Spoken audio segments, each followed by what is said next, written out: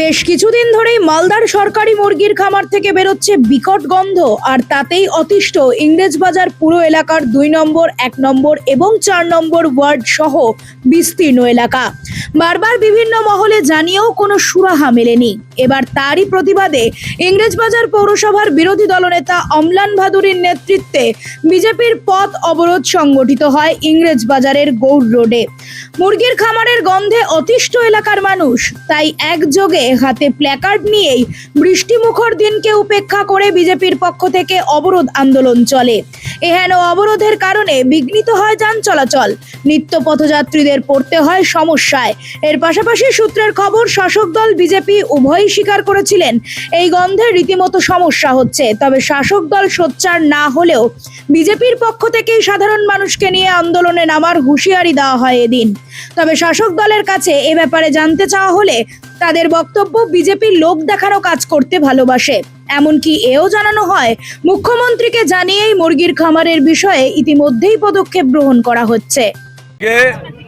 আমাদের পানের শহর ইংলিশ বাজার, এই শহরের 2 নম্বর ওয়ার্ডের জনবহুল এরিয়ার মধ্যে একটা অবৈধ খামার তৈরি হয়েছে, যার থেকে ভয়ানক দুর্গন্ধ বেরোচ্ছে, ডাস্ট, মুরগির পালক বেরোচ্ছে।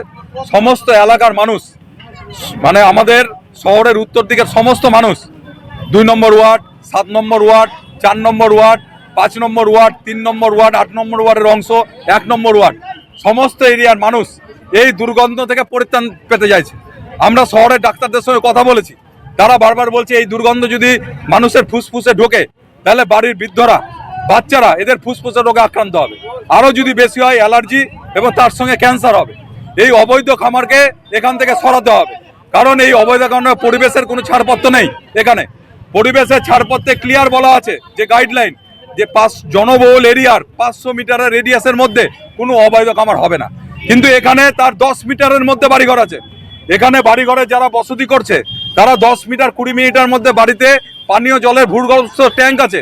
এগুলো সমস্ত এই বিষে ভরে যাচ্ছে, কন্টামিনেটেড হচ্ছে।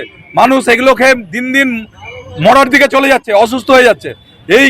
এই খামার, অবৈধ খামার আমাদেরকে বন্ধ করতে হবে এবং ডিএম সাহেবকে জবাব দিতে হবে। কোনো রকম ছাড়পত্র, ট্রেড লাইসেন্স ছাড়া এই অবৈধ খামার এতদিন চলছে কেমন করে? ফার্ম থেকে গন্ধ ছড়াচ্ছে। এদের তো এমপি আছে, 4টা এমএলএ আছে, তারা কি করছে? এখানকার এমএলএ কি করছেন আমি এটা জানতে চাইছি। আমরা যখনই আমাদের কাছে অভিযোগ এসে আমরা তৎক্ষণাৎ পৌঁছেছি, along with local councillor and vice chairman, তাকে নিয়ে ওই এলাকার লোকদের সঙ্গে কথা বলেছি। আমি নিজে স্বপন দেবনাথ মন্ত্রী আছেন অনারেবল, তাকে জানিয়েছি। তারপর আমি মুখ্যমন্ত্রীকে মেল করেছি, মুখ্যমন্ত্রী 2জনকে পাঠিয়েছেন এবং এদের যে লিকার্স, যেসব পায়খানা টায়খানাগুলো থাকে, সেই পায়খানাগুলো জড়ো হতো, সেটা নিয়ে দুর্গন্ধ হতো। এখন ওইটা আমরা মিউনিসিপ্যালিটি থেকে পায়খানা তুলে নিয়ে আমরা যেটা আমাদের ডাম্পিং গ্রাউন্ড আছে সেখানে ডাম্পিং গ্রাউন্ডে ফেলছি। বিজেপিরা কি করেছে? আজকে অবরোধ করছে কেন? এটা লোক দেখাবার জন্য, নিজেরা কাজ করেন কিছু না।